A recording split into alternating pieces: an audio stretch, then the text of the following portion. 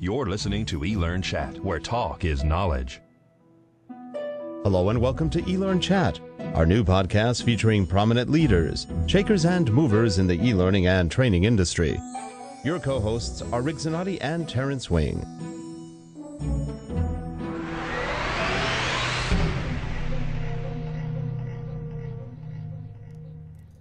This episode of eLearnChat is brought to you by Relate Corporation at www.relate.com and by Liquid Learn at www.liquidlearn.com. Please visit our sites. Well, here we are. It is episode 11 of eLearnChat. We are now recording, and we've got a great show today. Today, our special guest is Nicole Fougere from Litmos, and we're all on the screen right now. How are you, Nicole? I'm good, thank you. How are you guys? We are doing great, and our co-host, as always, is Terrence Wing. Hey, Terrence, how's it going? Hi, everybody. Hey, Rick, I'll just take care of my administrative stuff like I always do. For those of you that would like to chat with Nicole, please do so in the justin.tv/relate corp, C-O-R-P, chat room. And you can enter your questions or comments there. You can also enter questions or comments on Twitter at the hashtag #eLearnChat. That's ELEARNCHAT.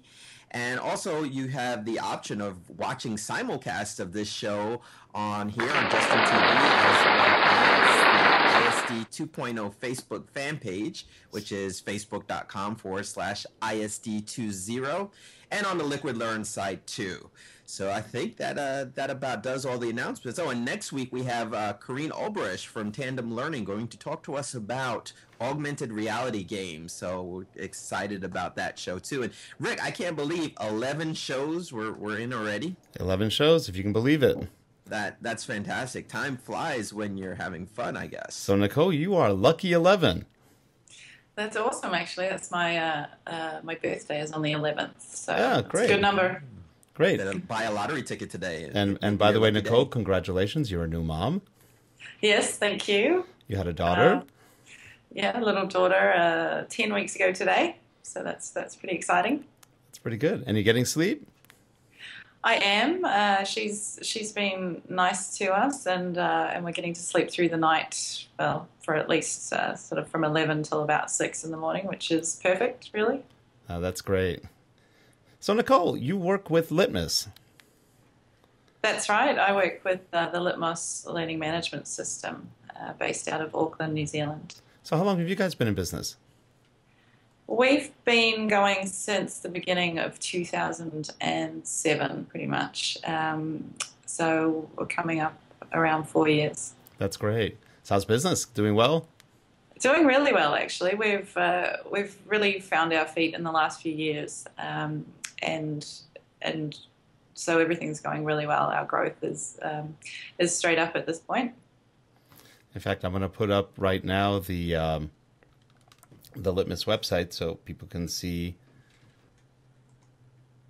Okay. While you're doing that too, I should say that if you're, one of the great things I like about your website, Nicole, is that your blog isn't just about learning management systems. That although there's always some tangent that goes in there, but you really have a great scope around learning, around e-learning.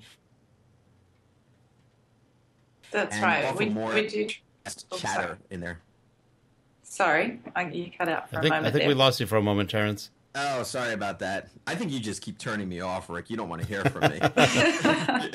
No, I was saying that I really enjoy your blog that's on litmos.com because you're not just focusing in on the LMS chatter, but you're also broadening your scope of content to e-learning and learning in general too. So thanks for putting that information out there.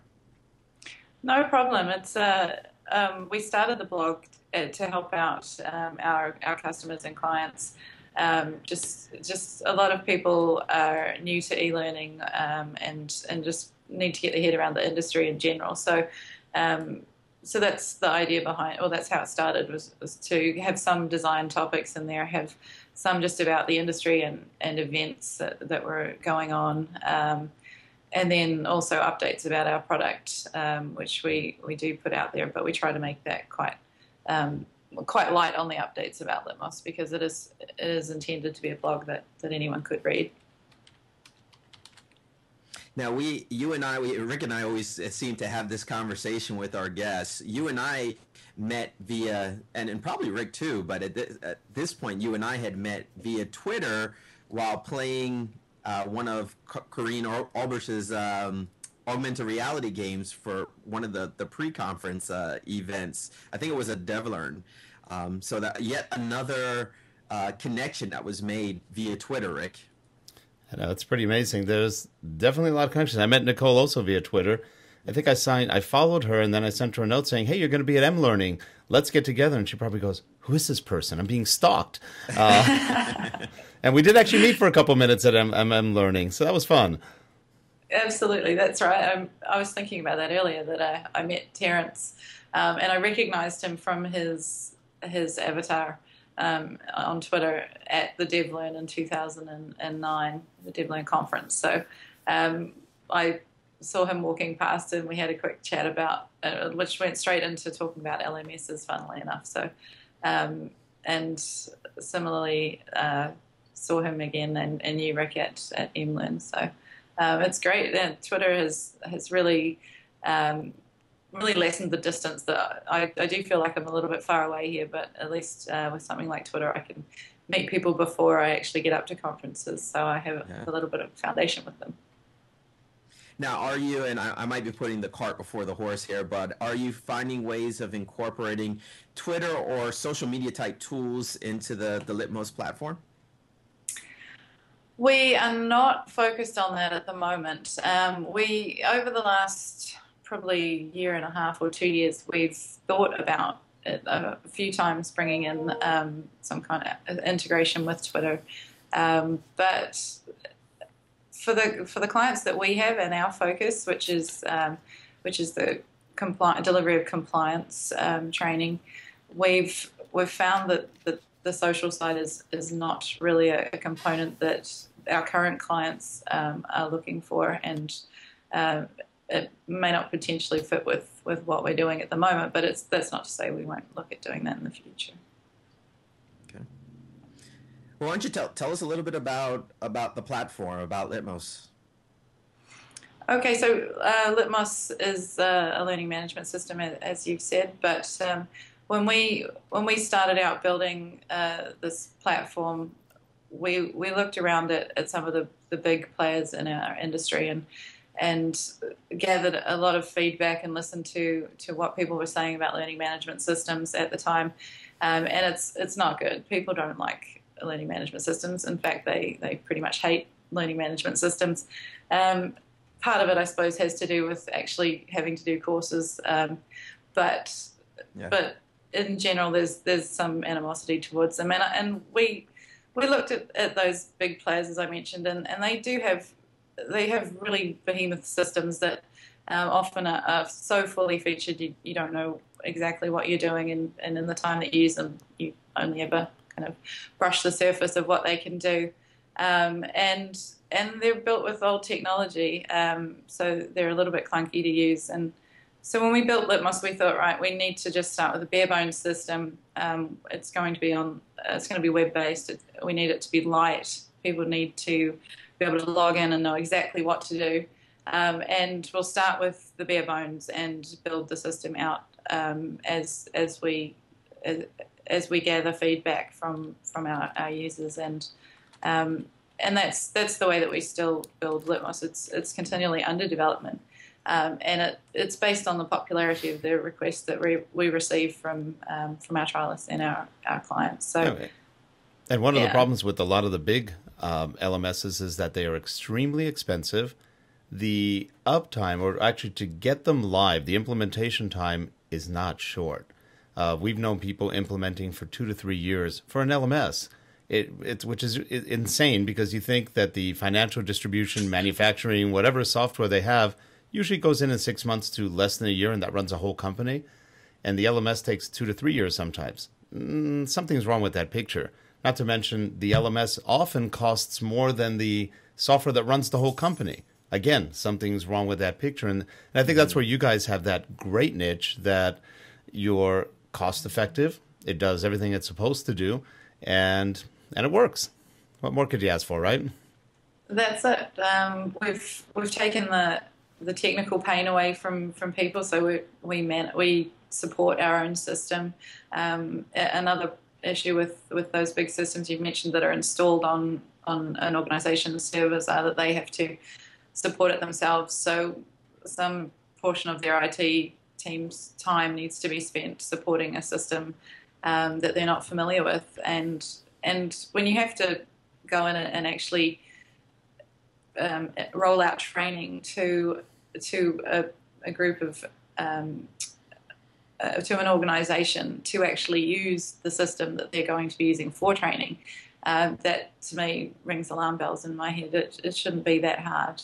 You shouldn't have to do training to use a training system. So that's what we always keep in mind, is every time a new idea comes up, and we're thinking of, that's an idea that's come up a few times from our clients or from trialists, and we map out how we'll actually build in that feature or that function, and then strip it right back to make it to do it as in the most simple way possible, because I think everyone has an idea of how they would like things to roll out in their heads, and our clients especially think that they need a system that does X, Y, and Z. But once they actually get on there and start rolling out training, they realize that they didn't need all the fancy kind of frills and functions that they thought they did, that they really just need a simple system that's easy to use. Now, it says you guys are the most user-friendly LMS. What makes it user-friendly? Well, to start with, we've tried to make the system as intuitive as possible. So from the minute you log in after you've signed up for a free trial account, as an administrator, our interface is pretty clean and fresh. You should know exactly where you need to go from your login screen, and as far as we know, gauging on how much support we actually need to provide to our new trialists and to our clients. It's working, because the amount of support we provide it has turned out to be minimal, and it gets less and less the more changes and tweaks that we do to the system. So it's to do with a clean interface. We've worked on usability, and always reassessing any feedback that we have where clients say that something doesn't quite make sense the way that you'd navigate through a process. We'll look at that, revisit it, map it out, see if we can do that better. But I guess for the most part, our user-friendly system is based on how closely we listen to the feedback that comes in. So we're building a platform that's almost designed by its users. So designed by people that are actually working in the training industry or in online learning. So we're ahead of the game there, I think. We had a question here, but it looks like Rich had answered the question. Adam was asking, is Litmos a SAS solution? And apparently it is, because Rich had responded to that. That's right. That's SaaS, so that's software as a service. So the answer is yes, we are a software as a service product. And it is really easy to sign up. Yeah. I imagine it's just as easy for larger companies if they want to have 100, 200, 500, 1,000, 10,000. It's pretty easy to all go under the same umbrella, right? That's right. Our general organization that we would sign up would be anywhere from 500, and under 500 as well, but we're looking at sort of 500 and above employees at the organization. So it's just as easy for them to sign up, create an account, brand it up with their logos and colors, and start building courses. And we have a bulk upload available in there, so you can actually import up to 5,000 users at a time. So we accommodate for those kind of numbers coming into the system at once. You know, I'm going to chime into a comment you made earlier about the controversy around LMSs, and Rick B. Warren, I'm going to get on my soapbox here, but you know, it's when you look at the design process. I know I'm probably preaching to the choir here. We've got the instructional designer, we've got the e-learning author, and we've got the LMS, and it seems like when there is just a bad course that the blame of that gets put on the LMS, where really it was, and many times from the beginning, it was poor instructional design, and then poor graphic design, and then you just happen to put it onto an LMS, and because it was hosted on the LMS is the last point of contact. It gets all the blame for poor course design. So it's kind of like the whole PowerPoint discussion that we always have, Rick, where it's not the tool necessarily. A lot of times it's the user, and you know, sometimes these instructional designers need to, you know, think about their LMS before, when they're starting with the instruction. And same thing with the authors of you know, the Captivate authors or the Articulate authors or whatever authoring tool you're using. You have to keep your LMS in mind. Now, that's not to say that LMSs are not to blame for any of this hostility, because there's a lot of laborious LMSs out there too. But it just seems like it should. We all need to look at the learning process and not just point a finger at LMSs and say that's where the problem is, because in many cases it's not. Well, one of the things that we always teach clients, and these are instructional designers or training managers, the LMS is your table of contents. People like to build these huge courses with tons of jumps to different lessons. In reality, build smaller courses with each lesson as a SCO or as a content object in the LMS. That's your table of contents.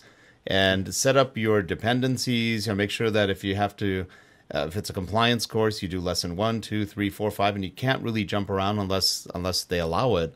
But ideally, you want to be able to use the LMS as a table of contents. That's a hard concept for a lot of IDs to get. I'm not quite sure why, unless it's just more traditional training, or they're not taught that the learning management system really is an aid to you tracking the content and then doing something with it. All too often, you see enormous courses that take forever to load, or they launch a ton of courses and they're hard to track. And then they go, you know, it's not working right now. I wonder why. So that's something we see a lot. You know, and we keep telling people, use the LMS, table of contents. It's real simple. And when they get it, they realize, hey, this is a lot easier, and we can track to whatever level of granularity we want the data on how well people are doing in specific courses and specific lessons, even interactions if they want. But really, table of contents, LMS. Yeah, so absolutely. I was going to mention there that that an LMS is your technology to deliver your courses and track what happens after they've been delivered, so how people are interacting with them, completion, statistics, all those kind of things. So we provide, you know, we're techie people here. We provide that technology. We try not to have much involvement with the actual content design, although we have Jason Walensky now helping us on the blog talking about e-learning design, which is great. We have generally tried to stay out of the content area because that's not our area of expertise. Our system is a piece of technology that will allow you to manage your content effectively. I think part of the problem with or the animosity towards learning management systems is in the name of them. I mean, a learning management system we're not really managing your learning as such. So maybe it needs to be called something different. But I think maybe that's what gets people's back up a little bit in the industry is just that name. But yeah, as you said, Rick, our system is there to track and to deliver that training and to track what happens with it. So those are the main functions of an LMS in my mind. Especially, we've got our LMS is what we would call a light LMS, and so without the social features and a few of the other frills that some of those LMSs offer, that's the core function of our system. Yeah, not even sure that's an important feature of an LMS, the social part of it. Because there's so many other venues to get to the social media that the LMS really is there to launch courses, track them, give you analytics on how people are doing, and that's really what they're supposed to do. Beyond that, those are frills that are not really necessary. They could be good, but there's a lot of other ways to get the social media aspect into it without having an LMS do that kind of work. I think what's happening is too many vendors are trying to be everything to everyone, and as a result, they're being mediocre in every way. And that's an issue. So it's better to focus, do one job right rather than 5 jobs badly. Just my opinion. Just my opinion. I'm sorry, Rick. Go ahead. No, I'm done. We have a question in the chat room from Leva. She's asking you to elaborate a little bit more on what you mean by light. What functions are not available through your LMS that may be typical in some more burdensome LMSs? Well, I guess by a light system, I'll probably tell you what we do have available, and that will kind of highlight what I'm talking about. So we've built a very light system in the sense that it's available online. It's web based. It allows you to upload users into the system. You can build your courses in there, but we don't provide much in the way of tools within the system. So we don't have the authoring tools provided in there. So that would be one thing that some LMSs provide is their proprietary tools. So we provide the technology to upload all of your own content. We assume or hope or encourage you to use authoring tools that are out there on the market if you are looking to create more interactive courses. So we'll recommend people go to Articulate or Captivate or whoever else it is out there that fits their needs. So on top of that, we allow that delivery of courses. You can attach additional documents, but we don't have chat rooms, say, associated with each course. So there's a little bit less of that interactivity. How about forums or grade books? So forums. We haven't got forums in there. Our system is built for people to come in, do their training, and leave essentially. But they've got the record of what they've done sitting there. They've got their certificates. It's there. From the student's perspective, it's an account that they log into to complete training, receive certification. There's a messaging component so they can send messages to people on their course or to their administrator. They can have a bit of a profile within their account. But from the student's perspective, that's all that's in there at the moment. Although we are coming out with a course catalogue so that students will actually be able to choose their own courses. So there's kind of exactly like Weissblatt has just said, more like GeoLearning, less like Blackboard.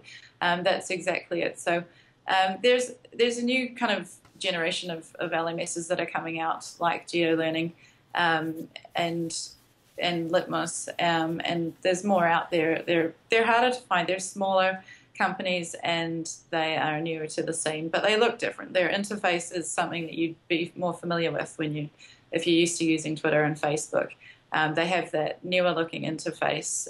They have less features so you're not running an all-encompassing training program as such. You would be looking at getting started, getting out there. You want something that delivers your training effectively and tracks everything that happens, records it all so that you can go back and see where what people have done, in the last year or 2 years or however long. We also have compliance features built in so that you can roll out training on an annual basis if it's something that needs to be updated. But to go through and name all the features that aren't there is a tricky one because those big players have so many plugins you can buy. You can, as you said, Rick, they're expensive. They're heavy and they're expensive. You put them in place, and then you're buying all the plugins and all the additional parts to. And then how often do you use those? Yeah, and how often do you use it exactly?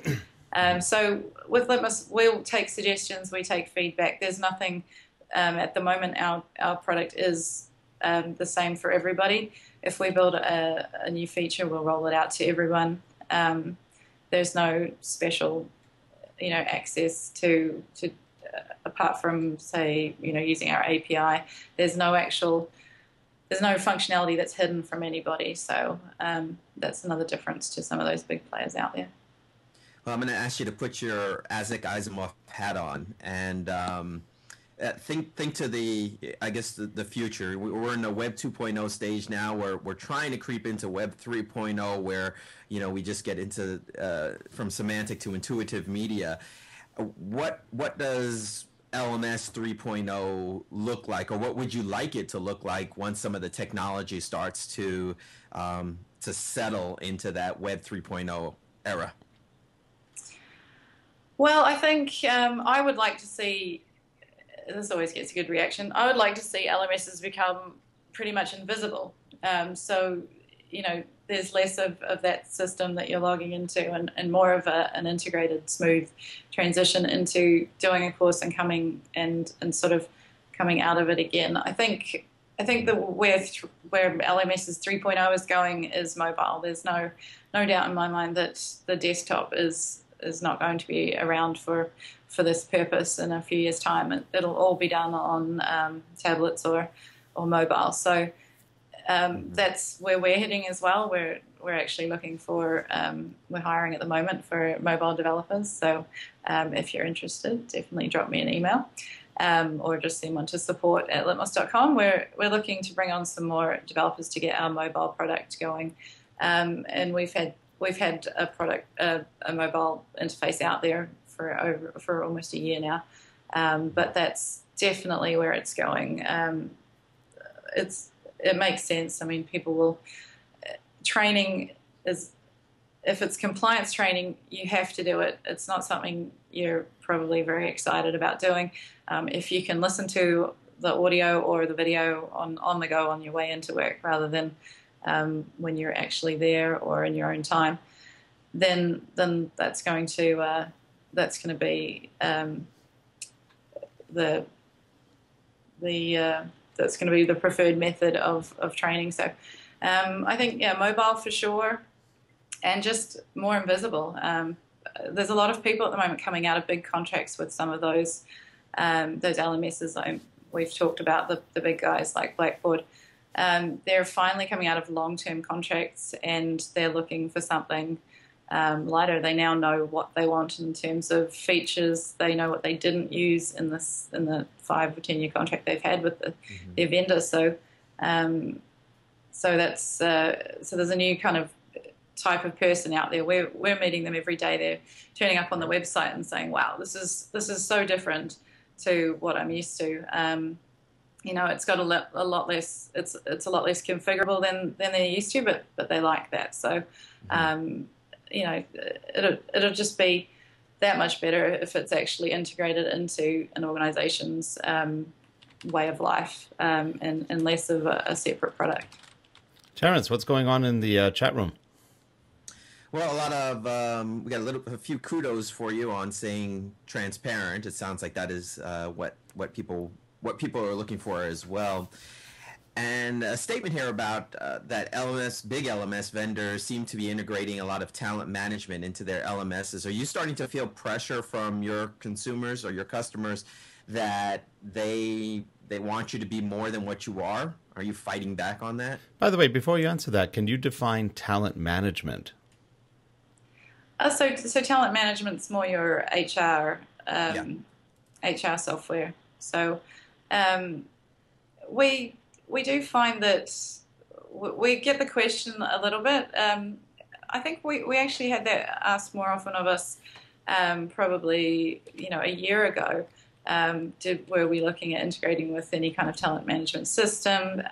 So Rick, that's basically so that you can run all of your staffing needs through one system, when you from the minute you bring on a new employee, all the way through the hiring process to putting them out to do the introductory training that they need to do to come on board at an organization. So it's interesting because a lot of the vendors like the PeopleSofts and the SAPs offer kind of so learning management systems. I know a lot of customers who use them. I don't know one that likes them.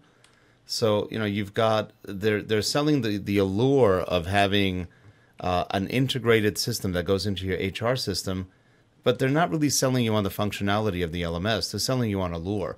And then when you actually get it, there's no reporting, there's no capabilities. That you're paying a lot or maybe not that much for it, but you're not getting that much for those kind of systems that do the quote unquote talent management. Now, to me, talent management is something totally different.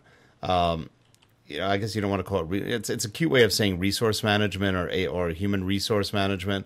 But talent management, we're in Hollywood. We're not too far from the Hollywood area. To us, talent management means you're finding resources to act in a video, a play, or whatever else. So it's just an interesting kind of aside. That's probably something that's more akin to what we do out here. Yeah. But I think it's an interesting misnomer of how we manage people through an LMS. I'm not sure that's the appropriate place to put it. It's definitely a trend. Is it a good trend? I don't know. Terrence, what do you think? Well, Rick, I have to apologize. I was actually managing our Twitter stream here, so you'll have to default that over to Nicole, because I didn't hear your question. Yeah, I hear what you're saying, Rick. The talent management thing and the Hollywood connection there. I've never really thought about that, but that you're right. It does sound like a cute way of saying, well, like I said, it's an HR system. It's human resource management. Whether it's necessary to have the two to be integrated with an HR/talent management product, I don't think so. I mean, if your talent management software is your core product, then you can use we expose our API, so you could use our API to integrate in that way. If we align ourselves with one particular talent management product, then we're opening ourselves up to a whole nother sort of set of problems in my mind that you're then tied to another product. I know there's a lot of acquisitions a few acquisitions that have happened in the last couple of years of either talent management systems buying LMSs or the other way around. Right. And that obviously makes a lot more sense. But for us to align ourselves, just pick a TM product and align ourselves, that doesn't make sense for us to do. It's like when we add, I don't know, there was a few months back we were looking at aligning ourselves with a particular web conferencing tool from within Litmos, and started the development and realized that it's not a good move to align ourselves with one particular system. Instead, we build in the capabilities to use our API for any client to choose any web conferencing tool they like. And connect it up to Litmos. So it's just a different way of looking at things. That's probably a smarter approach too, because once you tie yourself to one vendor and your money goes into that one vendor, then you may have the issue that what if the vendor bellies up?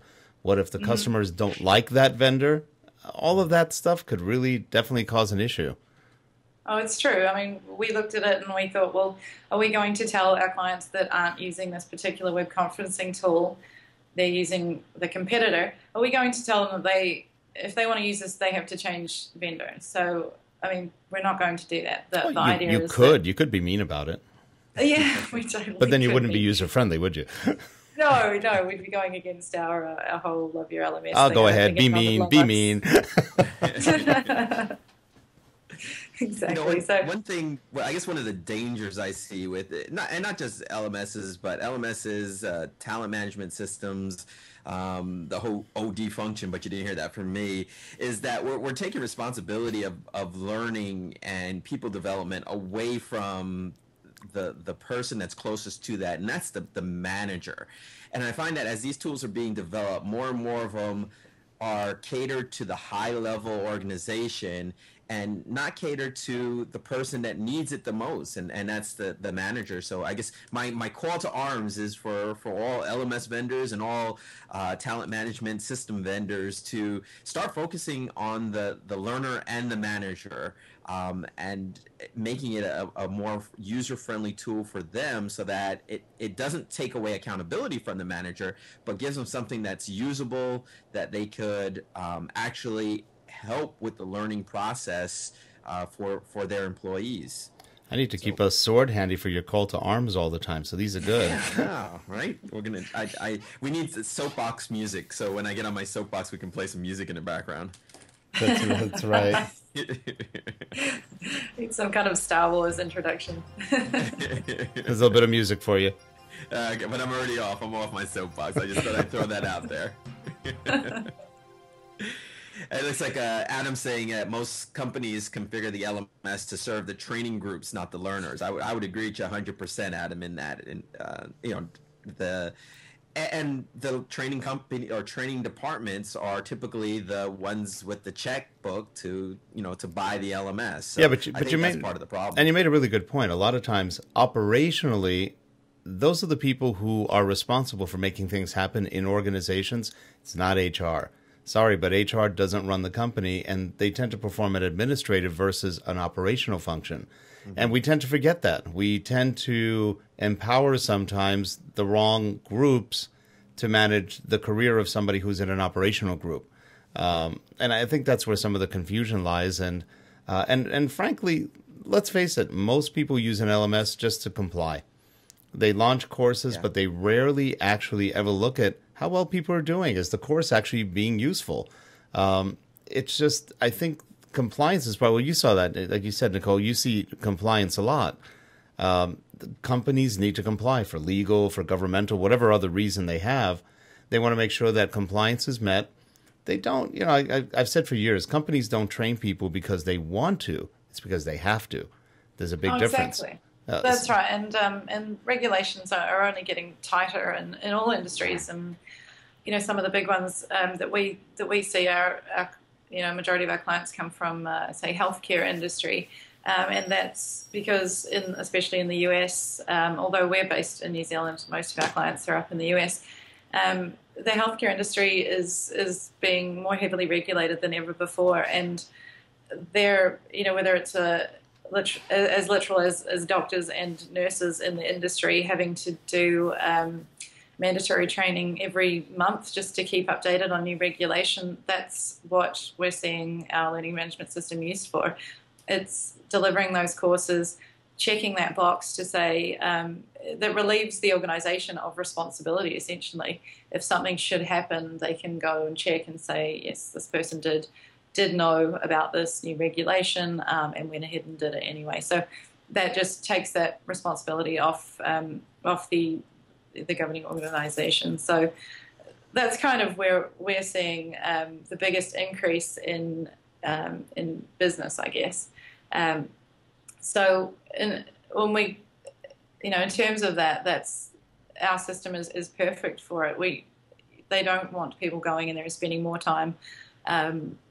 In the social terms, they don't need those social features. They don't need the chat rooms or the forums or anything like that. They're just looking at people going into a really secure system and completing that training.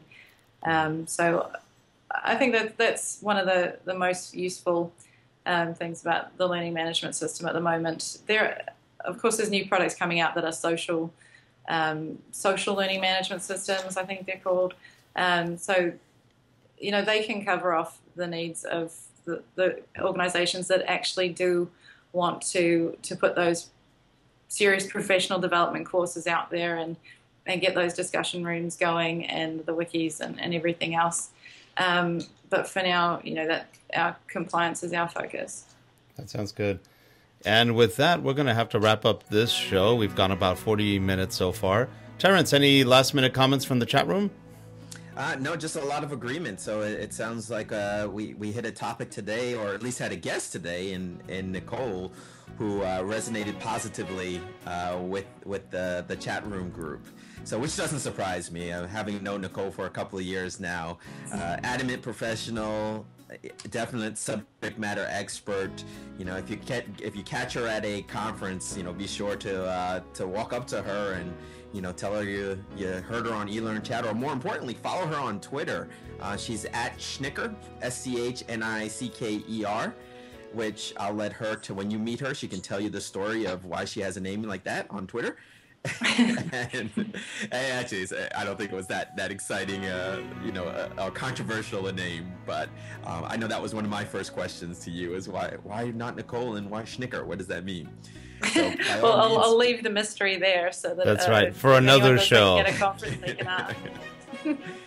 And next week we have Karine Oberich from Tandem Learning talking to us about augmented reality gaming. So that will be another fun and exciting show, our 12th show. That sounds great. Well, for everybody in the chat room, thank you so much for participating and being there. For everybody else live who's not in the chat room, thanks for watching. We will have this up on our Podbean podcast at eLearnChat.podbean.com in the next day or so, and we look forward to seeing you next week.